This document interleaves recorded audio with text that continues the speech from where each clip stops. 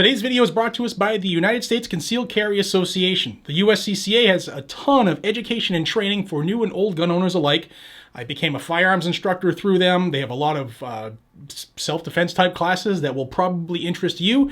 And if you want to know more, hit the link down below. It's uscca.com/GNG.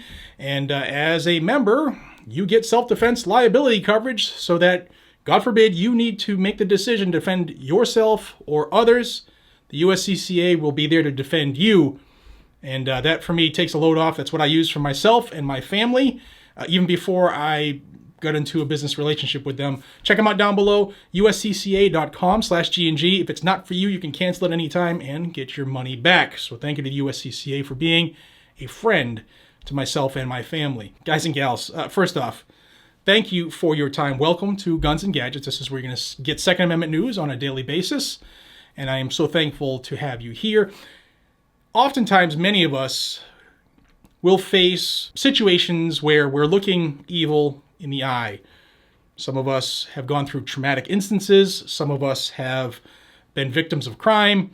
And oftentimes, we change things in our lives so that that either doesn't happen again or we are very prepared should it happen again.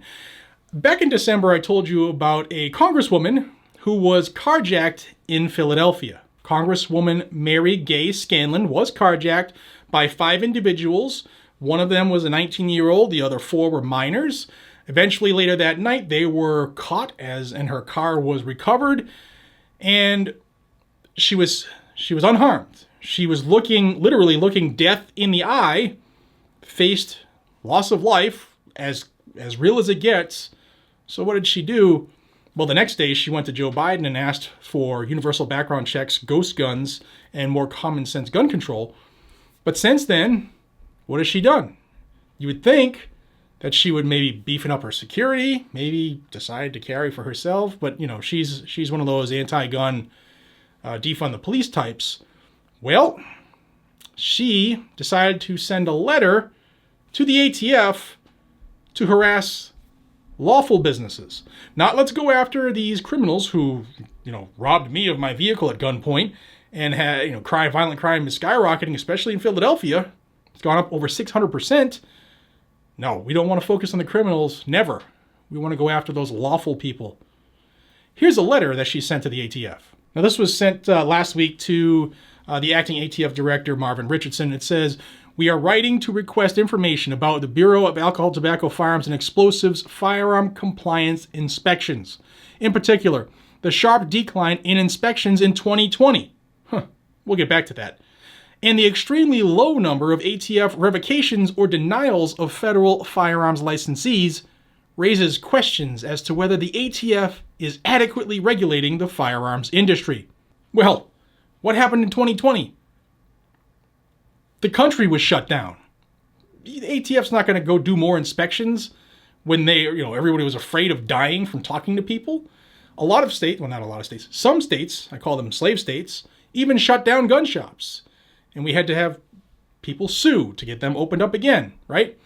Remember that? Well, yeah, of course numbers are going to be down because there's no ATF agent who wanted to go in there facing the coof, not knowing what we know now, but she's not happy with the fact that they didn't. Back to the letter. "We suffered a terrible toll of gun violence in Philadelphia in 2021, with fatal and non-fatal shootings at levels not seen for decades. Philadelphia Police Department officials recently shared that homicides in the city are 12% higher than last year at the same date, with 86 people dead. The factors for stopping violence are complicated, and our local law enforcement and community violence intervention programs are doing all they can. Still, we know that the majority of firearms used in crimes are purchased outside of Philadelphia and brought into the city." Well, let's address that real quick. Murders, carjackings, all that violent crime is skyrocketing in Philadelphia. Why? Because idiots like her have defunded the police. Idiots like her have gone soft or pushed a soft on crime agenda. And now idiots like her are looking for the police to do more with less. And I'll tell you, out of experience, 25 years on the job, I am now retired, but there are easy ways to address violent crime. You just got to go tough on them. No, you're not supposed to say, all right, here's a crime, let's affect the non-criminals and make it harder for them to own their lawful items.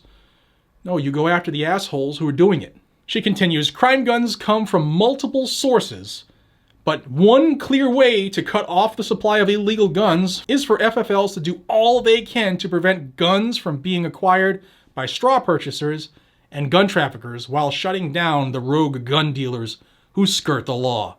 The ATF is responsible for making sure FFLs follow the law. However, we are concerned about the agency's limited number of FFL inspections in recent years. FFL inspections are at the core of the ATF's mission and the key way to identify rogue gun dealers and take action to shut them down. Yet, between 2019 and 2020, the ATF's total inspections of FFLs dropped by 55% because we shut the damn country down, from 13,079 in 19 to 5,827 in 2020 because the country was shut down.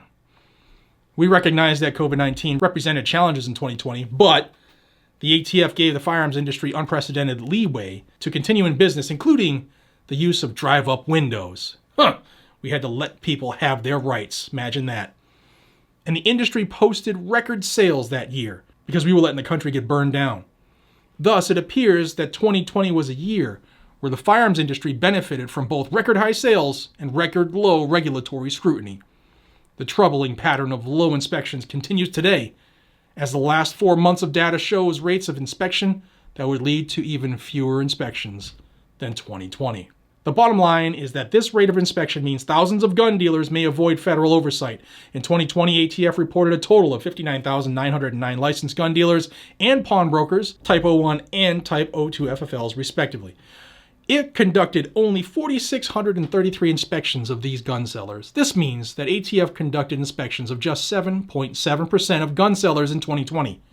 At that rate, it would take the ATF nearly 13 years to conduct inspections of all gun dealers and pawnbrokers. This disturbing pattern is reflected locally as well, as the ATF special agent in charge of the Philadelphia Field Division said, ATF falls short on yearly inspections of Pennsylvania's 3,100 federal firearms dealers. The data from 2020 shows that the ATF's Pennsylvania Field Division inspected only a scant 136 gun dealers and 0 pawnbrokers. There's a lot more BS, but I'm going to jump to the part that she's looking for answers from.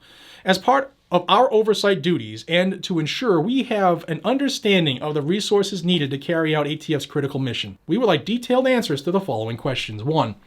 How many FFL compliance inspections were conducted in 2021 and 2022? Broken down by FFL type, region, month, and disposition. And how many of the gun sellers were recommended for license revocation under the zero tolerance policy announced in June 2021? What were the violations, and how many of the licensees were revoked? So this wingbat thinks that the ATF should yank licenses from people. Not that a vast majority of FFLs follow the law to a T because it's their livelihood.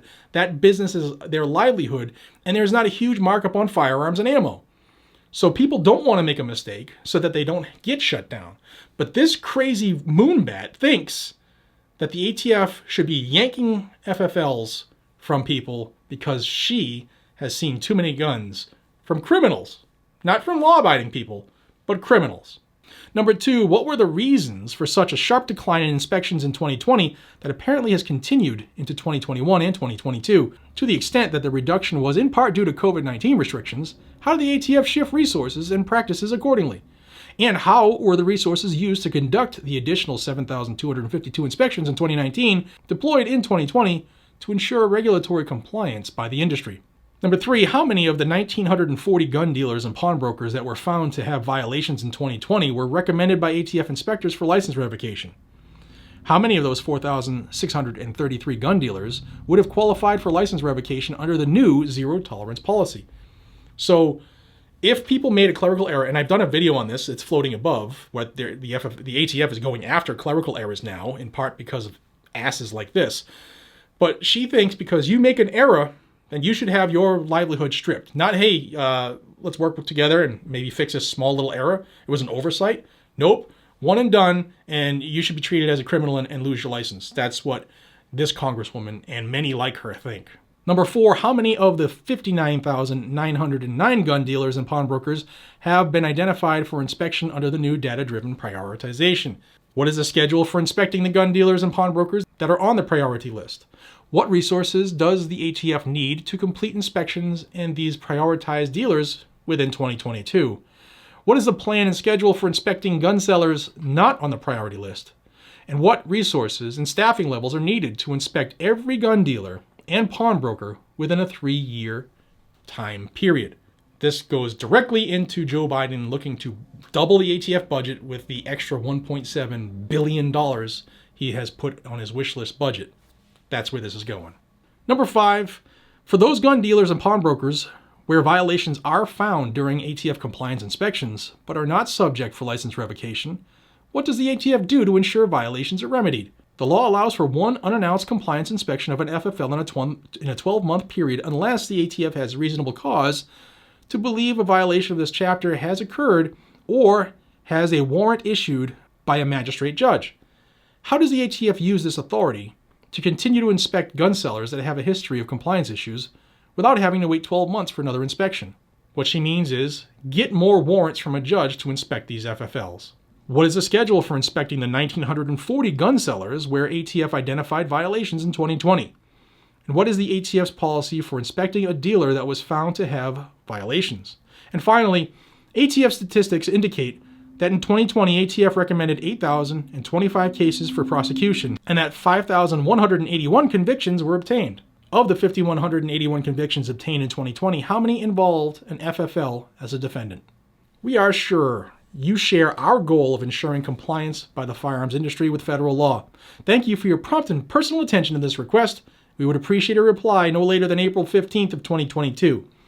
Sincerely, Carjacked E., Mary Gay Scanlon, and 3 other members of Congress, Madeline Dean, Brendan Boyle, and Dwight Evans, not the right fielder from the Red Sox in the 70s and 80s.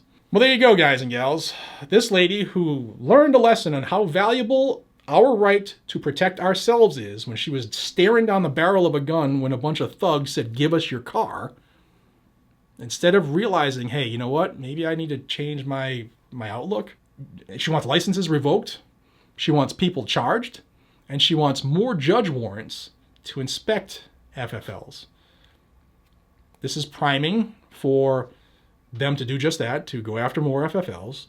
It's priming for the budget increase, another $1.7 billion. Let's double their budget because, they're awesome. And it's primed for more down the road. I thought this letter was interesting, enough to bring it to you.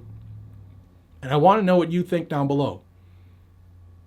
I know for me, and most other people, at least watching this channel, if I'm carjacked, or if I'm held up, and I'm not a gun owner, or I don't carry regularly, that changes immediately.